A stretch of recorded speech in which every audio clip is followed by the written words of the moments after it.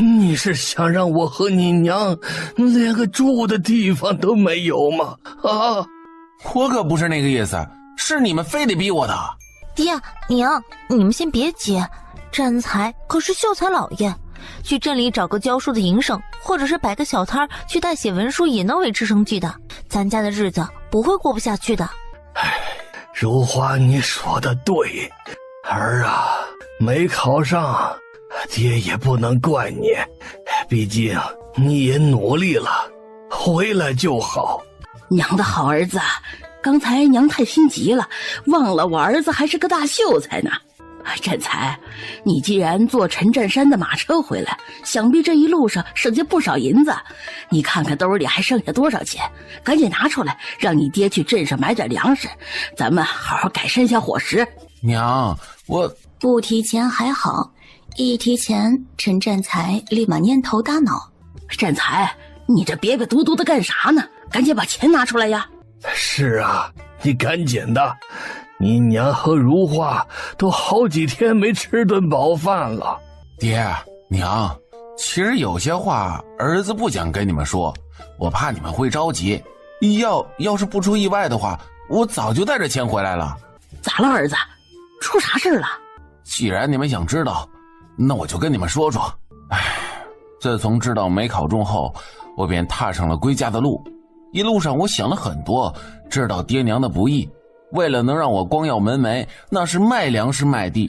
可我没能光宗耀祖，但我有良知，有孝心，我要省吃俭用花剩下的银子把卖了的土地再买回来，这样咱家就能有粮食吃，爹娘也就不用再挨饿。我想的是挺好，可当我怀揣那沉甸甸的40两银子刚走出宁京城，不远就遇到了一伙山匪，一把钢刀就压在了我脖子上，让我花钱买命。当时我临危不惧啊，硬着脖子就来了一句：要钱没有，要命一条。这些银子可是我爹娘的救命钱，岂能便宜了他们？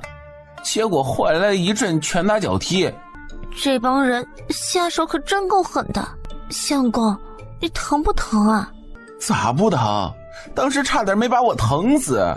当时那帮人把我揍得满地打滚，可我就是抱着银子不撒手，直到人事不醒了。等我再次睁开眼睛的时候，就发现银子没了。我痛心欲绝，肝肠寸断，觉得无颜面对爹娘，便想一死了之。可就在我想吊死在歪脖树上之时，就让陈占山他们给撞下了。听到我的遭遇后，他们良心发现，就把我顺带脚捎回来了。你说啥？40两银子让人抢去了？是啊，爹，都让人抢去了呀。哎呦，我的天哪，这往后的日子可咋过呀？陈老汉感觉头晕目眩，陈老太觉得天旋地转，差点气得当场撅过去。娘，您别着急，俗话说得好，车到山前必有路，船到桥头啊自然直。虽说是钱没了，最起码占才能平安的归来，也算是不幸中的万幸。您呐，可千万要想开啊。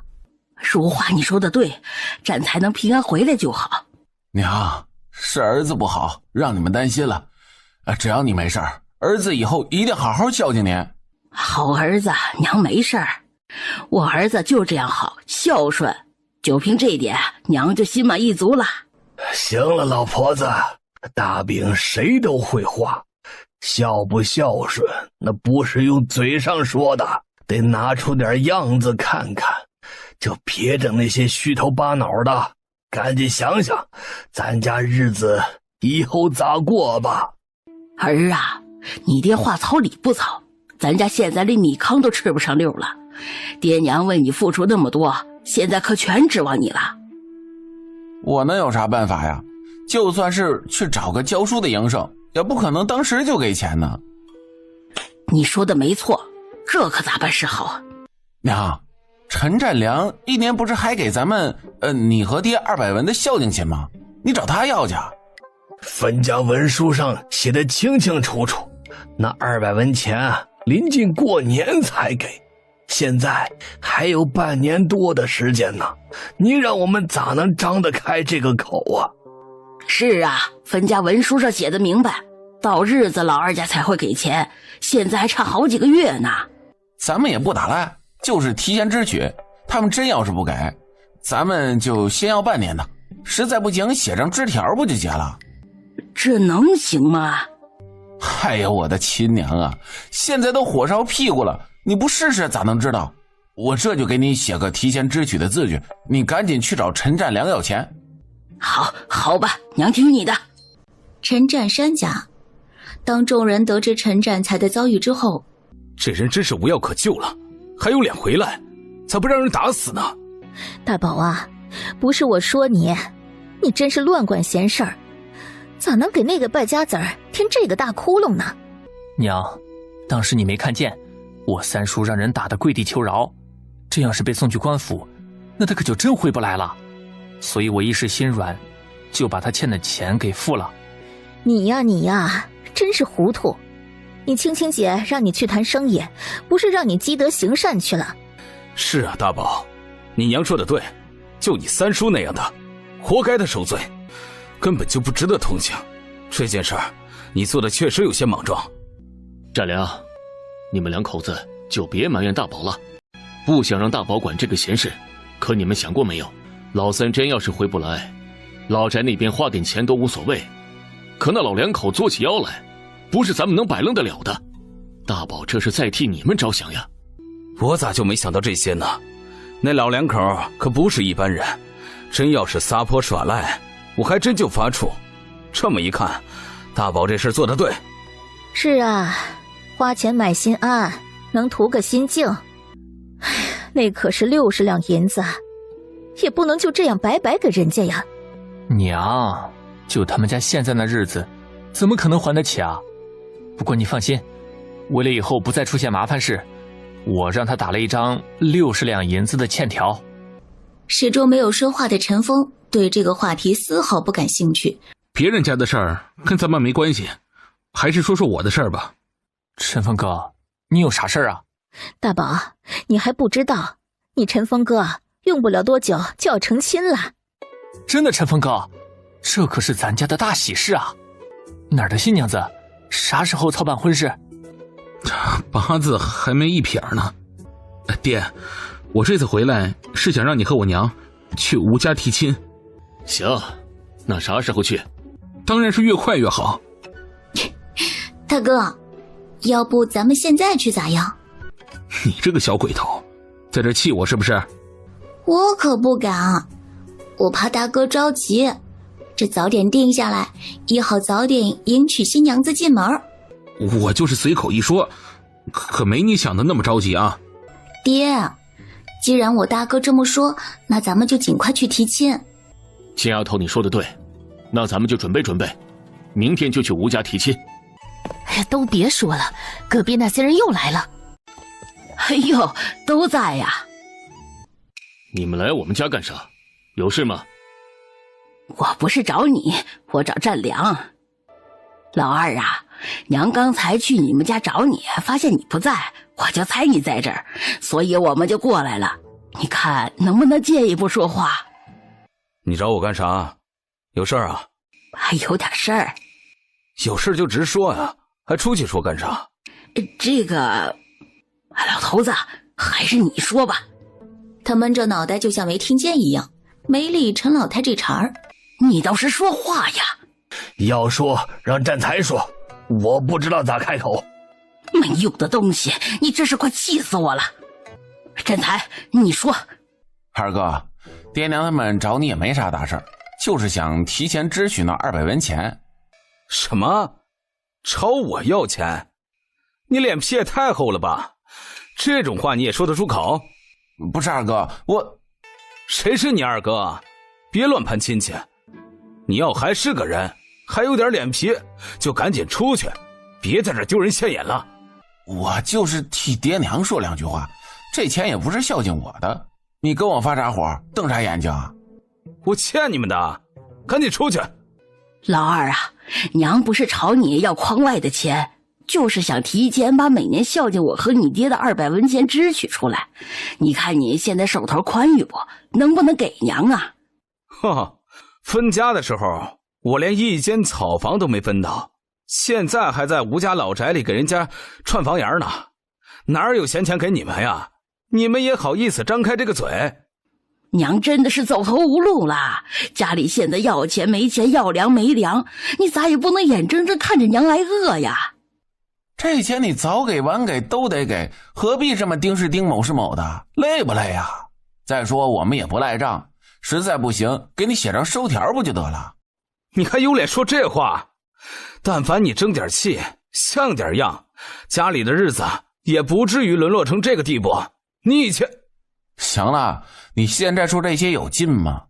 差不多得了，赶紧把钱给爹娘拿上，咱俩互不打扰。分家书上写的明白，该给钱的时候我们自然会给，绝不会让你们催着命的来要。娘，别生气，气坏身子不值当。二叔，既然你来了，咱们之间是不是也得算算账啊？大宝，你这啥意思啊？大侄儿，咱们可是有言在先，一码事归一码事，你可别混为一谈。要是让这老两口知道，咯喽一下上不来气儿倒在这儿，那可就麻烦了。好吧，那你可得抓紧还我钱。放心，大侄儿，赶明儿三叔就去找个教书的营生。不过，你看能不能先让你爹把下一年的孝敬钱给你爷奶拿上啊？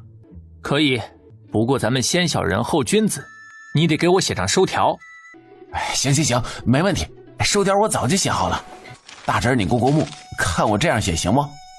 陈大宝仔细看了看，随手装进衣兜里，掏出200文递到了陈老太的手里。收好了，这是下年的孝敬钱，可别再来要了。好，不会，我们绝干不出那种丧良心的事儿。走吧，老婆子，咱们回家。好，咱们走。看着陈老太转身离去的背影，陈占良无奈地摇头叹气。好好的日子竟然过成现在这个样子。这能怪谁呀？还不是他们自己咎由自取。路是自己走的，脚上的泡是自己磨的，这都是他们自作自受，怨不得别人。陈青青自始至终不闻不问，不想和这些烂人有任何的交集。一日，陈占山夫妇带上丰厚的礼品，一家人坐上马车赶往了清水镇。陈峰哥，青青姐，你们来了，快屋里请。多多，你爹在家吗？在呢，快里面请。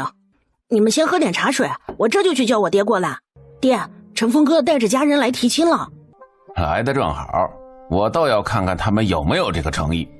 吴许氏在一旁提醒着道：老爷，这件事可是关系到翠花一生的幸福，你可不能为了一时之愿拆散了2个孩子。你放心，我就翠花一个女儿，我比谁都希望她能嫁得好。吴世仁说完，起身来到了会客厅。吴翠花不好在场，和吴多多躲在屏风后面偷听。姐，我是不是马上就有姐夫了？多多，别胡说，还不知道爹会不会答应呢。爹一定会答应的。陈峰哥哥长得一表人才，对你又是一片真心，爹要是不答应，还上哪去找这样的姑爷呀？小点声，听听他们说啥。好，吴大哥，今日我们一家人来，为的就是给俩孩子提亲。我家陈峰对翠花一片真心，还望吴大哥能成全。好说，俩孩子情投意合，我这当爹的也不能一棒子给打散，不是？有吴大哥这句话，我就放心了。那聘礼可有啥要求？对，别的都是小事啊，这个呀，咱们可得好好商量一下。翠花从小没了娘，我这个当爹的恨不得把她捧在手心里宠一辈子。可女大不中留，该嫁人的时候就得嫁人。我这个当爹的没啥大要求，就是希望她能找个好人家，找个疼她的男人。你们家条件没得说，陈峰这孩子更是没得挑，但是你们该给的东西一样都不能少。对，吴大哥你这话说的没毛病。吴大哥放心，该给的我们都给呀，有啥条件你尽管提就是了。占山兄弟啊，咱们也算是自小光着屁股长大的玩伴，按理说两孩子两情相悦，我们当父母的理应大力支持。彩礼呀，多多少少代表着你们对翠花的重视程度。我也知道咱们普通老百姓比不上城里的达官贵人，自然也不存在纳征一说。但这个彩礼钱呢，还是得摆在明面上来，你说是不是啊，占山兄？吴大哥所言甚是，需要多少彩礼，您直说便是。我也不多要，你们就给200两银子，意思意思得了。什么？200两银子？陈占山吓了一跳，陈青青倒是觉得可以接受。行，200两就200两。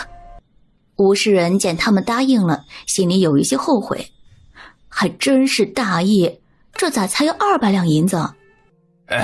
好，既然礼金定下来了，那咱们再说说住的地方。吴大哥，住的地方你可以放心，我们家里是新盖的3进宅院，房间有的是。兄弟，你这话就不对了。常言道，自古婆媳是天敌，十有8九不合意。一个房檐下难免锅不碰勺的，为了避免不必要的麻烦，尽量别和孩子掺和在一起。一家人不住在一起住哪儿？这还不好办呢，你们在镇上买处宅院不就得了，也不用太大，够小两口住的就行。这得多少钱啊？这能花多少钱呢？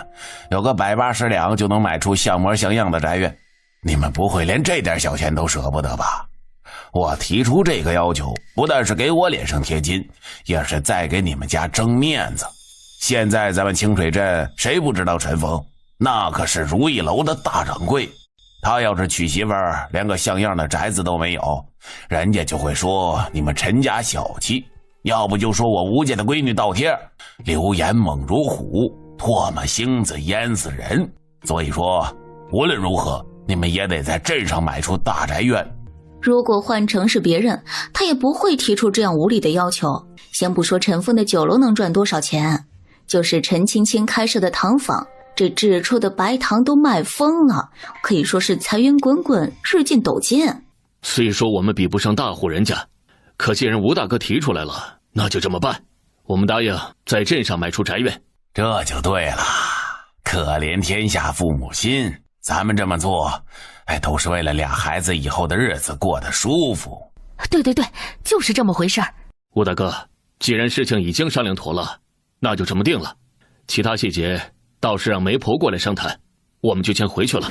等等，你先坐下。兄弟啊，你是来给你儿子提亲的，我话还没说完，你抬屁股就要走，这叫啥事儿啊？对不起吴大哥，我就是太紧张了，你别见怪。紧张个啥呀？只要翠花过了门，咱们两家就结了亲，那就是一家人，有啥可紧张的？我又不吃人。对，就是一家人，还有啥条件？吴大哥，你尽管说，只要能办到的，我们都会尽力去办。好，有你这句话，我就没顾虑了。既然咱们已经算是一家人，那咱们就打开天窗说亮话。我还有最后一个要求，那就是把如意楼制作麻辣烫的方法交给我。这话一出，整个屋子的人都惊住了。废话说了一大堆，这狐狸尾巴终于露出来了。真是岂有此理！要200两银子，外加一处宅院，你还不死心？竟然还想得到我妹妹的配方，你可真是太贪心了。就是，啥条件我们都可以答应你，可你咋能打我家女儿配方的主意？简直是无理取闹！你们说的这叫啥话？啥叫贪心？啥叫无理取闹？我不过就是想让你们把制作麻辣烫的方法传授给翠花的弟弟，将来我老了，我儿子也能有一技之长。难道这也有错？你当父亲是没错，可如意楼的那几道招牌菜都是我妹妹研制出来的，我没有权利交给你儿子。你这么说话就不对了，以后翠花过了门，多多就是你的小舅子，你这个当姐夫的连给小舅子一口饭吃都舍不得，那还要你这个姐夫啥用？实话跟你说，我家翠花不是非嫁你不可，上赶着来提亲的人多的是。就拿王市长来说，人家要钱有钱，要地位有地位，他早就放出口风，只要我同意把翠花嫁给他儿子，他就培养多多，将来有望成为下一任的市长，岂不比你开酒楼的体面多？现在让你教给他点手艺你都舍不得，那你凭啥娶我家翠花？吴叔，我知道你爱子心切，担心多多经营不好清风酒楼，这一点你大可放心。既然我和翠花成了亲，我们定然不会不管她。行了，人嘴两张皮，你别给我整那些虚无缥缈的事儿。秘方握在自己手里才安心。你要是想娶翠花，就拿出点诚意来，不然等我家翠花嫁给别人，你就后悔去吧。此时屏风后的吴翠花听了吴世仁的要求，只觉得天旋地转，这哪里是商量婚事儿，这分明是以他为借口进行敲诈。姐，对不起啊，我不知道爹会为了我朝陈峰哥要秘方。多多，这是我的命，你不必自责。可是要是你不嫁给陈峰哥，爹就要把你许给王期长家的大公子。我听说他就是个纨绔，吃喝嫖赌样样精通的浪荡子，我不想让你嫁给他。吴翠花摇了摇头，没有说话，转身从屏风后走出来。爹，你别说了，这亲我不结了，我听你的话，嫁给王霸天。父母之命，媒妁之言，把你许给哪家我说了算，还轮不到你插嘴。爹，你这是嫁女儿还是卖女儿啊？怎么能要人家的秘方呢？闭嘴，这没你的事，赶紧给我回屋待着去，没我的话不许出来。爹！吴翠花气得一跺脚，哭着跑着回了房间。老爷，这两个孩子两情相悦，更何况多多还小，以后自会有别的出路，那秘方咱们别惦记了。你也给我闭嘴，真是头发长见识短，你懂什么？我就这最后一个要求，你们要是不答应，就别想娶我家翠花。吴叔，我要让你失望了，秘方我不能给你，是我对不起翠花，但我求你替翠花寻个好人家，切莫把她往火坑里推。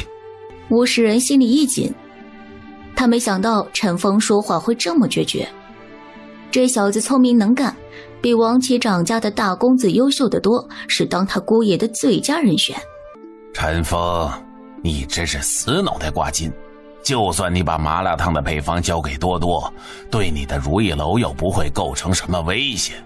你真要为了一个秘方放弃翠花，你可想清楚了，别因为一时的冲动造成终身的遗憾。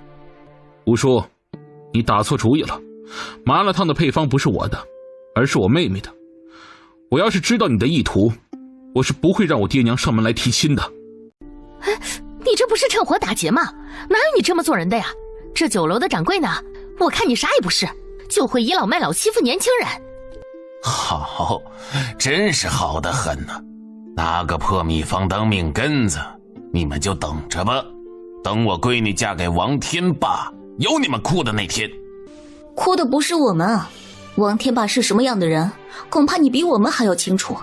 你要是执意把翠花姐嫁过去，以后不用我说你也应该知道。你要是不想后悔自责落埋怨，我劝你最好想清楚今天的决定。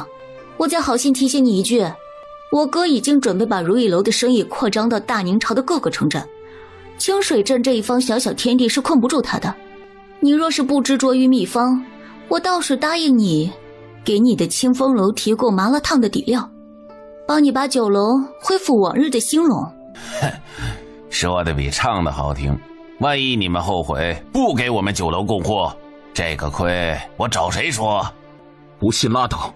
爹娘小妹，咱们回家，这亲不结了。陈峰顿时来了火气，头也不回地朝着外面走去。出了吴家，陈占山气得呼哧带喘。这是啥人呀？没一点好良心，真是气死我了！我绝不能与这样的人结亲家。风儿，看来翠花跟你无缘，咱们高攀不起人家。爹，你放心，我知道该怎么办。好，那你们回店里吧，我和你娘就先回去了。青丫头啊，劝劝你大哥，我们就先回去了。好的，娘，你们慢点走。大哥，我听你的，只要你点头答应，我就把咱们如意楼的秘制配料送给吴世仁。不行，绝不能给他。吴世仁做事毫无底线，咱们真要是把配方给他了，他会不择手段，想方设法搞垮咱们的如意楼。我绝对不能让这种事情发生。陈家老宅，如花，赶紧收拾收拾，一会儿跟我去镇里。行，我这就去做早饭。做什么饭呢？我兜里还有几文钱，咱们俩去镇里吃。那爹娘吃啥？他们有胳膊有腿，想吃啥就做啥，你管他们干啥？儿子，你这是干啥去啊？昨天不都说了吗？今天去镇里。哎，对，瞅我这记性，真是撂下爪就忘。你吃完饭再走吧。哎，不吃，你们吃吧。如花，你干啥去啊？娘，站才让我跟着他去镇里，你和我爹在家要照顾好自己。啥意思？你们这是不回来了呗？是啊，站才去镇里教书也得有人伺候，过些日子我们再回来看你们。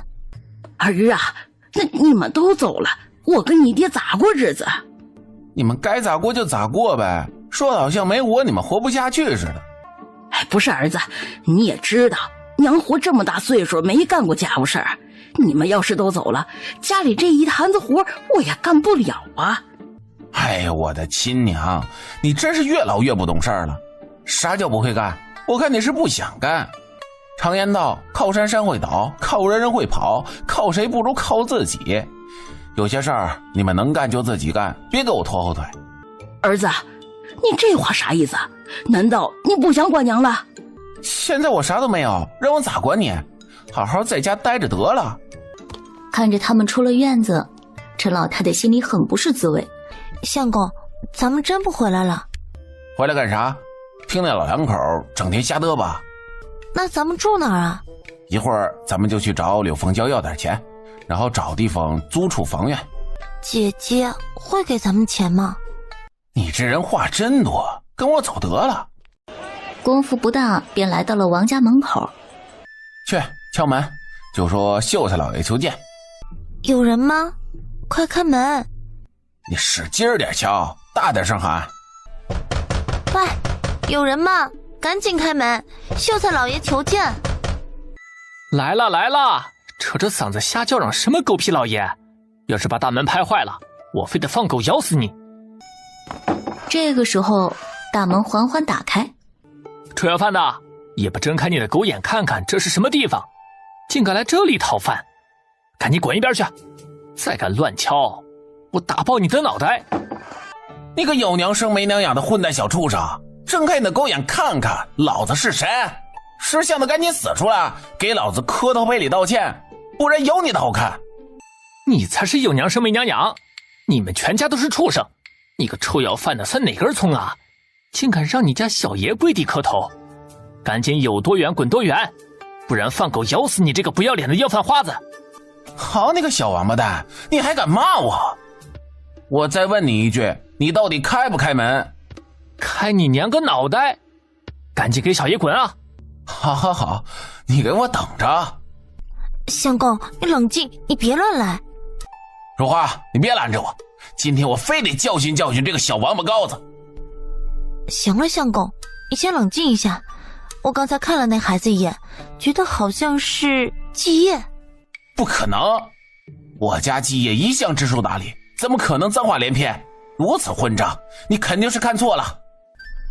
不，绝对错不了，应该就是继业。不信你喊他的名字试试。继业，快开门，我是你爹呀！爹，真的是你？你咋来了？你个兔崽子，刚才你骂谁呢？爹，你别生气，我哪知道是你啊？别人你也得问问呐，不能张嘴就骂人呐。我问啥问？刚才看他长得又黑又瘦的，还以为是来讨饭的呢。爹，他谁啊？你说他是谁？几个月不见，你咋连你如花娘都不认识了？什么？他是我如花娘？继业，你也长高长胖了不少嘛。对，我是比以前长高了不少。爹，你刚考回来了，咋样？中没中举人？先别说这些没劲的。陈占才见他一副吊儿郎当的样子，顿时气不打一处来。我就问你，你不是给王市长儿子当陪读吗？咋给人家看上大门了？咋着？我乐意不行啊？哎，兔崽子，能不能跟老子好好说话？你都不好好说话，凭啥让我好好跟你说话？好小子，我看你是找揍啊！说着，他抬手就要打。哎，相公，你别发火，有话好好说。来，打，你使劲打。姐，你在这儿过得咋样啊？这还算是句人话。我在这挺好，整天没事就跟着王八上街招猫逗狗。那你不跟着人家读书啊？人家王八老爷子有钱，整日除了吃喝就是玩乐，还读什么书啊？姐呀，要不跟爹回家吧？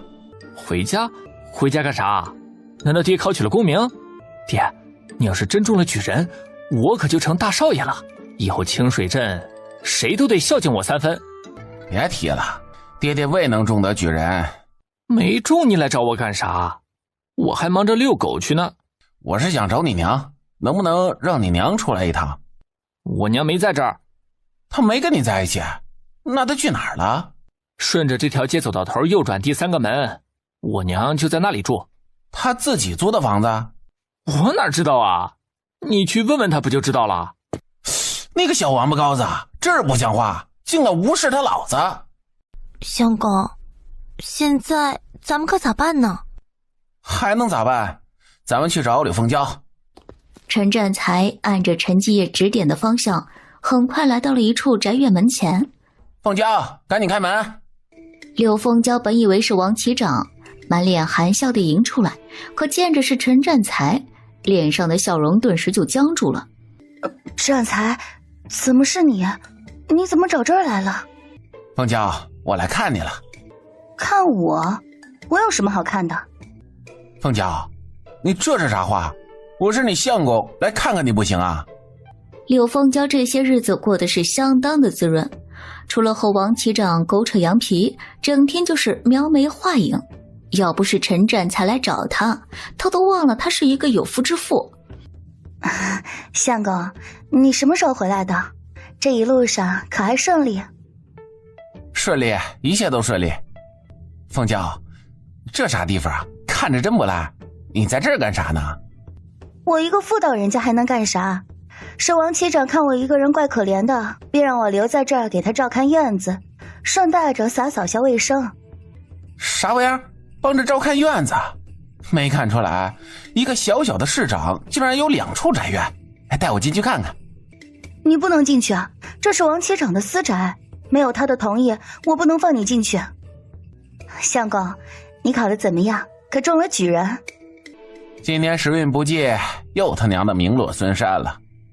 相公，既然没考中举人，你以后打算怎么办啊？是否继续攻读，准备3年后的秋闱？我是想继续攻读，可咱家的条件你也知道，爹娘已经无力再供养我读书了。我打算先休息几日，然后找地方教书，边赚钱边攻读。听了这番话，柳凤娇心里呵呵笑了2声，违心地说道：相公胸有大志，我恭祝你早日实现目标。凤娇，我虽然有鸿鹄之志，奈何时运不济，现在手头拮据，你看能不能先给为夫几两银子周转一下？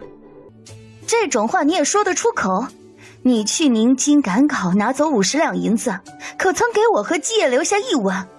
要不是王启长看我可怜，留我在他家做点杂工，恐怕我早就饿死了，哪里还有银子给你周转？凤娇，这可怨不得我，是你说继业在王市长家陪读1年有2两银子啊，所以我才没给你留。再者说，你在这里做工，咱也不能白干活吧？唉，我是赚了一点钱，可那点钱只够我一人开销，哪有闲钱给你花？凤娇，你这话就不对了，咱们可是夫妻，你相公现在有难处，你理应帮衬一二。你在这里做工，一日3餐不愁，也花不到啥钱，咋就没余钱接济一下为夫？嫁汉，穿衣吃饭，我没朝你要钱就不错了，你竟还舔着脸伸手朝我要银子花，你到底还是不是个男人？陈占才，我真受够你了！这些年你除了吸家里人的血还能干什么？你就是个不思进取，只会贪图享乐，没一点担当的烂泥。就你这副德行，狗辈子都成不了人。去宁津短短几个月的时间，你就造了50两银子。你说，你是不是又拿着家里的钱胡吃海塞、逛窑子去了？听了这番话，如花顿时醒悟了过来。这么多人去宁京赶考，怎么就陈占才遇到强盗被抢了银钱？这也太巧了吧！相公，姐姐说的是真的吗？你真的又去了那种地方？天地良心，我敢对天发誓，我真遇到了强盗。你要是不相信，就去问大宝和陈占山。相公，你先别着急，我就是随口一说，你别往心里面去。凤娇，你骂的对，我是没啥大本事，可我并不像你说的那般龌龊。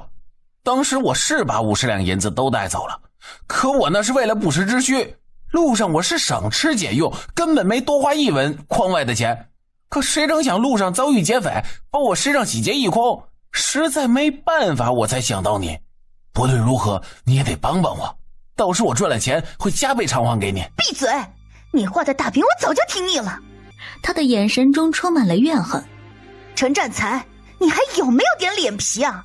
但凡你能有点本事，也不至于让女儿嫁给那个畜生，她也就不会死得不明不白。你还我的若兰！凤娇，这件事不能怨我。当时你也觉得范家有钱有势，若兰嫁过去能享福，谁成想她竟承受不住这等福气。我不告诉你，就是怕你伤心，你得明白我的一番苦心。不管怎样，我女儿也死了，这一切都是你们陈家做的恶。我恨你们，是你们害死了我的若兰。你走吧，我现在不想看到你。若兰的死就是个意外，你不能把责任赖在我身上啊！凤娇，我现在兜里没一个大子儿，难道你真忍心让我流落街头？那是你自己的事，与我无关。柳凤娇，你给我站住！你是我陈占才明媒正娶的妻子，你生是我陈家的人，死是我陈家的鬼。你在外边赚了钱，理应交给我，岂能与你无关？听了这番话，柳凤娇终于明白了什么叫做不知羞耻。我说了，我就是个干杂活的，赚的那点小钱连我自己花都不够用，没有闲钱给你。凤娇，你在这里真是扫洒看院子的？我骗你干啥？干活打扫卫生都穿这么好的衣服吗？这几个月他就跟富家太太一般，每日穿的是绫罗绸缎，吃的是山珍海味。王启长除了给他2两银子的花销，时不时的还会给他带几样金银首饰。这破衣服也就你看着不错，都是人家王启长的夫人穿剩下不要的东西。我刚好在屋里试试合不合身，你就在外面敲门，没来得及换就出来了。原来是这么回事儿，看来王市长家的日子确实不错。凤娇，既然这院子就你一个人住，闲着也是闲着，你看我和如花能不能在这里先住下，等过几日我找到活计，赚了钱再出去找房子。那怎么行？我可做不了主，我得问问王启长的奶娘。黄妈，你过来一下。凤娇啊，这俩人谁呀？这位是我相公，那位是我妹妹，你看能不能让他们在这儿住上几日？那怎么行？王启长留下你是让你在这儿照看院子，可不是你家的收留所。你要是不想在这儿干，就赶紧收拾东西走人，别给王启长找麻烦。王妈，我知道了。知道就赶紧把人打发走，院子里的树叶还等你清扫呢。是，王妈，你先去忙吧，我这就来。看见了吧，我就是给人家卖苦力的，多少还能吃上一口饱饭。你和如花赶紧走吧。这才相信了柳凤娇的话，他一时语塞。相公，咱们就别为难姐姐了，万一她也被辞掉，咱家岂不是又多了一个人饿肚子呀？是啊，相公，你要是不忍心看我在这受苦受累的，就赶紧想办法挣钱。你赚了钱，我才能踏踏实实的回去照顾你啊。凤娇，你放心，凭你男人秀才老爷的身份，到哪儿都能谋得一份美差，你就等着吧。不出2个月，我就把你接回去。到时你我如花，咱仨好好在一起过日子。不过现在我兜真比脸还干净，你就多少给我点银子，让我先把眼前这个难关渡过去。你等着，我去找王妈借上几百文。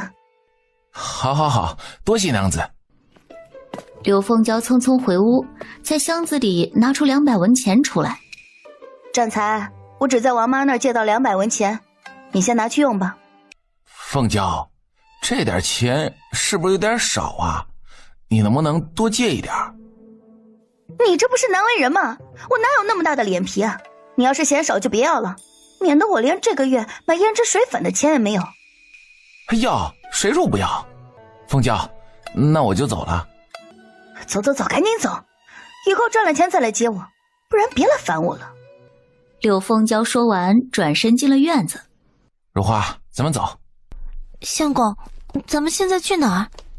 能去哪儿？先找房子去，有了落脚的地方，我再找营生干。翠花姐，你怎么来了？亲丫头，我不想活了。翠花姐，你这说的是什么话？多大的事儿，要死要活的。这种事儿还小吗？我爹早已利欲熏心，根本就不在乎我的幸福。今天下午，他已经答应了王启长家的提亲，就等着择个好日子成亲了。我不想嫁给王天霸那个禽兽不如的东西，嫁给他，还不如让我去死。翠花姐，你可要想开一点儿，你爹绝不会把你往火坑里推。金丫头，你错了。王启长已经答应我爹，帮他重振酒楼的生意，还答应把酒楼开去安阳。我爹就是个财奴，他为了名利，已经答应了这门亲事，现在木已成舟，根本就没有回旋的余地。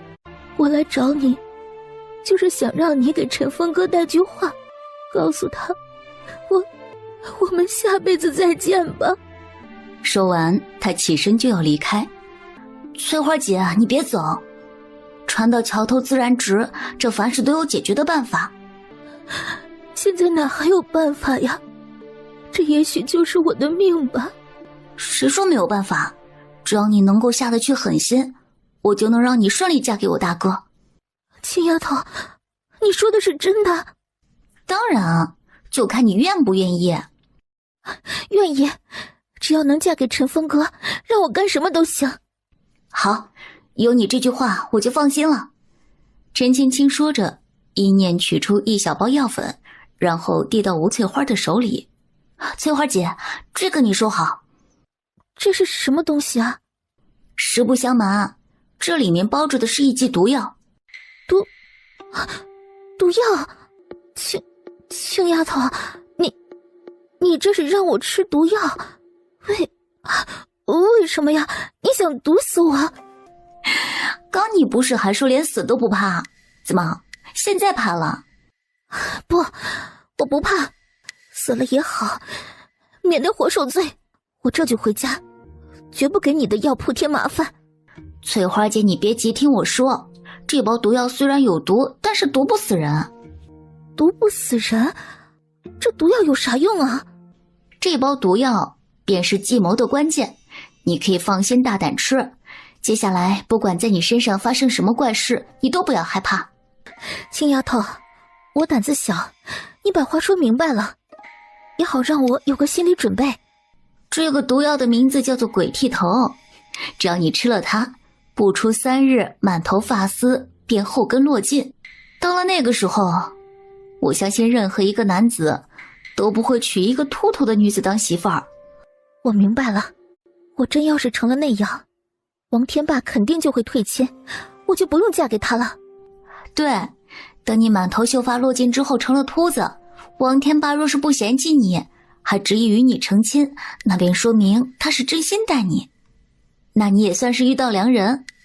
到了那个时候，你爹定会怕你嫁不出去，便会乱了分寸，到时候我大哥再去提亲，这不是轻而易举。只要你能够嫁到陈家，我就能让你在1个月的时间之内恢复满头的长发。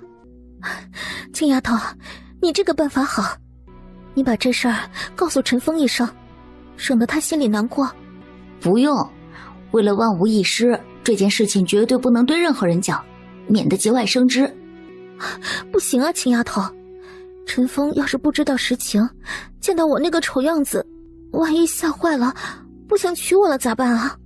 你多虑了，俗话说情人眼里出西施，我大哥要是真的喜欢你，不管你变成什么样子，他都不会在乎。吴翠花也觉得这是一个考验陈峰的好机会。青丫头，你说的对，陈峰若是看到我变丑的样子，真要是嫌弃我，就说明他也是以貌取人，并不足以托付终身，这样的人也不是良配，这亲不结也罢。翠花姐，你能这么想就对了，我由衷的希望你能够达成所愿。青丫头，不管结果如何，我都要谢谢您。不用谢我，你要相信自己的眼光，我大哥不会让你失望的。我相信陈峰哥。两个人又闲聊了一会儿，吴翠花便起身告辞。回到家，她便迫不及待地把那包鬼剃头给服了下去。到了第3天，她的头发开始一把一把地往下掉，这可急坏了吴世仁。眼瞅着和王启长家约定的婚期越来越近，可是女儿却是得了怪病，这可如何是好？他心急如焚，四下寻医问药。那些自认为医术很是高超的郎中使出了浑身解数，用尽偏方，可是都不管用。女儿的头发还是一把一把的往下掉，最后还成了一个大秃头。在这个节骨眼上，王启长带着儿子王天霸来到了吴家，双方一阵寒暄之后，吴掌柜啊，这今日前来呢也没有别的事儿，就是犬子有些心急，想看一看翠花小姐，可否方便？王启长真会说笑，儿女双方还没成亲，岂能见面？这可是不吉利的。话说回来，现在婚期将至，洞房花烛再看也不迟。王启长此次前来可不是心血来潮，他早就听到了传闻，说是吴世仁的女儿得了一种怪病，为了一看究竟，便特意登门拜访。吴掌柜说的哪里话呀？前几日俩孩子还见过面，这岂还在乎这一次？就是，常言道，百无禁忌。你赶紧把翠花叫出来，让我再好好瞅上几眼，跟她说两句知心话嘛。王公子来的真是不巧，小女今日身体不适，不宜将客，还是等到洞房夜，你们小两口再互诉衷肠吧。听说翠花得了怪病，脑袋上没了头发，这是不是真的？哎呀，王公子这是在哪儿听到的谣言？根本没有的事儿，纯属无稽之谈。我就说嘛，这都是没影的事儿，只要我的心肝小宝贝儿啊没事儿，我就放心啦。这就对了，王公子，你就放心回家等着入洞房吧，到时准保让你心花怒放，眼前一亮。翠花小姐没事我就放心了，本公子已经喝了1个多月的王八汤，半个多月的枸杞，就等着入洞房，我一定把翠花小姐服侍得舒舒服服的。吴世仁见他口无遮拦，满嘴胡说八道。王公子，你可得悠着点儿，那玩意儿吃多了火大，别补得你鼻口窜血。王天霸根本听不出好赖话，看不出眉眼高低，以为吴世仁是在关心他，他不在意的摆了摆手。老丈人放心，女婿没别的本事，干这事儿那是行家。我跟你说啊，喝王八汤同时配上肉桂，能把这火气归至丹田，形成一股正阳正气，这就叫引火归元，补肾治伤。吃过的人都知道，那真是醉生梦死，乐此不疲呀。听他满嘴的污言秽语，吴世仁脸色越发难看。这什么玩意儿？跟稳重的陈峰一比，这简直就是人中败类。给我住口！满嘴胡说八道，你还知不知道羞耻？吴老弟，这翠花既然没得急症怪病，那我就放心了。这今日多有叨扰，我还有事，就先行一步了。王老哥，难得来一次，要不留下吃个便饭？吴老弟不必客气，改日再聚。走了，天霸。爹，要不咱就在这吃吧，等我见上翠花一面，咱再走也不迟啊。天霸，这过不了几日翠花就过门，不急于这一时，咱们就别叨扰你无数了。好吧。王天霸悻悻地起身告辞。为了打消吴世仁的疑虑，吴翠花在屋里用头巾把脑袋包的是严严实实，这才假装不经意地来到院子里，正好和要出门的王天霸碰了个面对面。翠花妹妹，别来无恙啊。王公子安好，我还有事就先不陪你了，你请自便。赶紧伸手去拽他，用力地往回一扯，头巾便顺势滑落而下。啊！吴世仁一下子愣在原地，不知所措。你谁呀？王公子，我是吴翠花，你不认识我了吗？你咋变成这副鬼样子了？也太他妈难看了！你赶紧走，别让我再看见你。王公子，我对你一片真心，你怎么说出这等令人伤心的话语？你离我远点！你这个丑八怪！爹，我不要娶她，这门亲事我不同意。好，儿啊，你先别急。吴世仁，你竟然敢骗我，这就是你说的好好的。不是，王期长，你听我说，这只是暂时的，我家翠花一定会好起来的。少废话，这婚事还是算了吧，我可不想给我儿子娶一个秃子回家，让人笑掉大牙。别，王兄你先消消气，我家小女这病应该会好的，您就再给我点时间，千万别悔婚啊。你说的轻巧，就你女儿这脑瓜比那扒了皮的鸡蛋还光溜，竟还能说长出毛来，你糊弄大傻子呢你！王期长说完转身就走。你个臭八怪，白送我都不要，上赶着投怀送抱我都嫌你恶心。见目的达到，吴翠花心里窃喜，脸上故作悲涩。王公子，你真的好狠心啊！我对你真心实意，可你对我却是虚情假意，我没法活了。没法混就赶紧去死，没人拦着你。王天霸掉头就走。晦气，真是晦气。眼看着王期长父子离去的背影，吴世仁身子一软，直接瘫倒在地。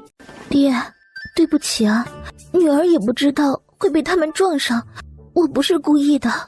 王天霸不娶你，以后谁还愿意娶你啊？没人娶，我就一辈子不嫁，永远陪在爹爹身边。胡说，哪有女子不嫁人的道理？翠花，爹一定想办法治好你的病。爹，你就别费事了，此病来得突然，多少郎中都束手无策，肯定是不治之症，花再多的钱也是无济于事。闺女，你现在成了这样，爹得替你将来着想，实在不行，爹找个媒婆去镇西头王老五家提亲，把你嫁给王老五咋样？爹，你要是舍得女儿嫁给一个老头子，你就去提亲，我没意见。翠花是他唯一的女儿，说不心疼那是假的。翠花不是爹心狠，要怪就怪陈峰那个薄情寡义的东西，要不是他舍不得那破秘方，事情也到不了这个地步。话音刚落，吴许氏和许多多就从屋里走出来。老爷，这事儿可不能怪人家陈峰，要不是你提出无理要求，翠花也不至于忧思过虑，染上这等怪病。你要真是心疼翠花，就听我的，去如意楼找陈峰，把这门亲事定下来，说不定翠花心情一好，头发自然就能长出来，咱们也得了个好姑爷。爹，我赞同我娘的话，就算咱们不要麻辣烫的秘方，我相信陈峰哥哥以后也不会不管我的。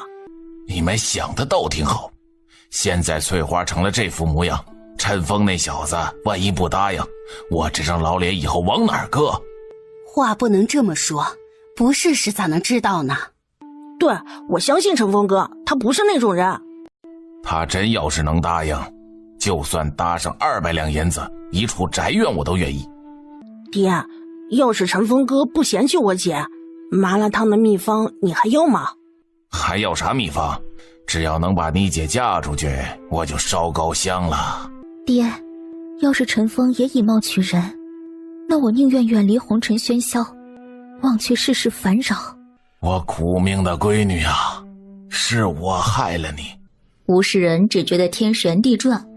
快去如意楼把陈峰请来，就说我有话和他说。好的，爹，我这就去。此时的陈峰正独自坐在大厅里发呆。翠花得了怪病，他的心里就是放不下。陈峰哥，我爹请你过去一趟。多多，你爹喊我过去是啥事儿啊？是关于我姐的事儿。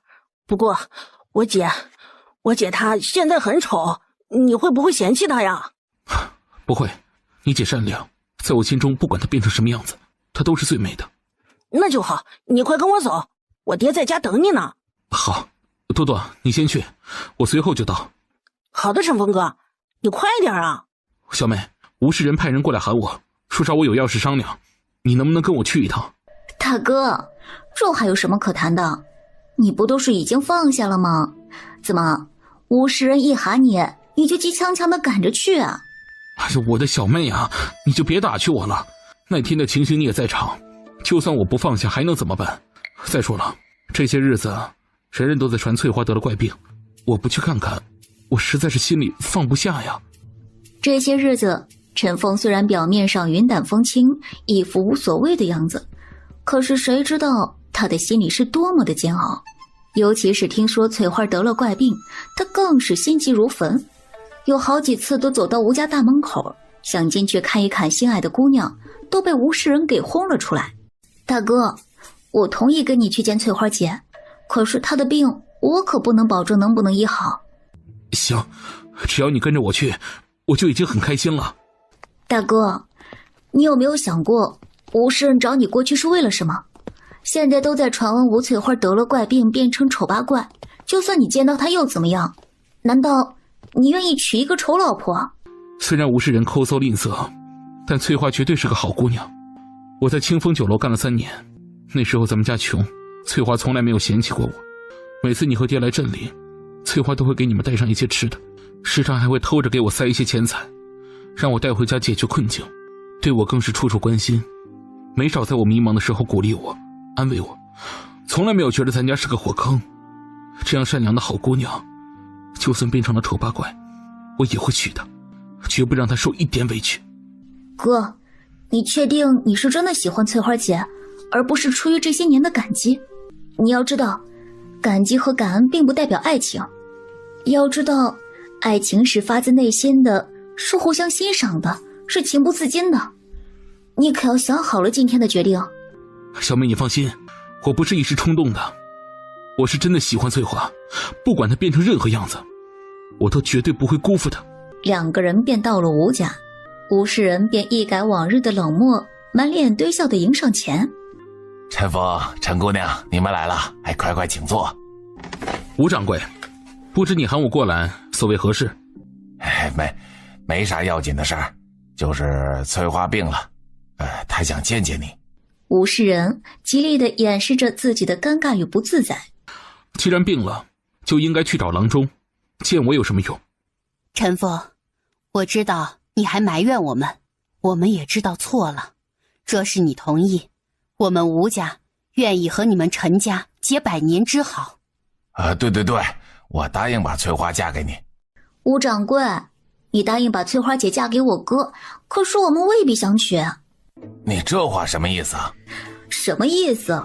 镇上谁不知道你家闺女得了怪病，没人要了？你想让我大哥当接盘侠？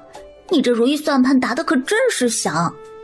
胡说八道，翠花不过是得了一点小病而已，怎么就没人要了？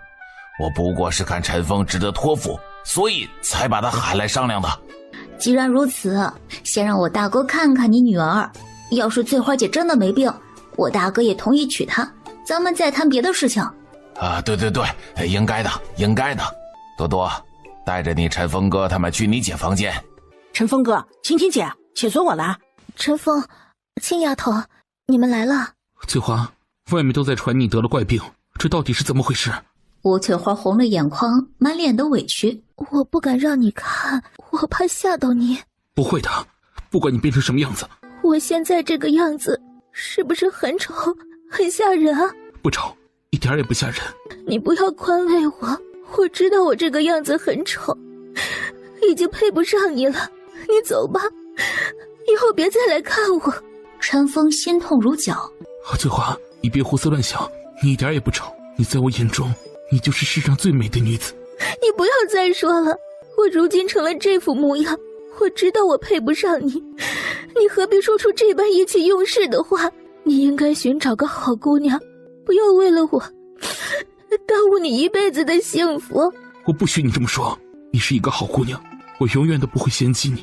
陈峰拉起她的手，柔声宽慰道：翠花，你别怕，我小妹医术高明，她一定有办法让你头发长出来的。小妹，你快给翠花瞧一瞧，她头发为什么全掉光了？为啥？还不是为了你。哥，我是真的无能为力，翠花姐这病实属罕见，属于疑难杂症，应该是无药可解，估计这辈子也就这样了。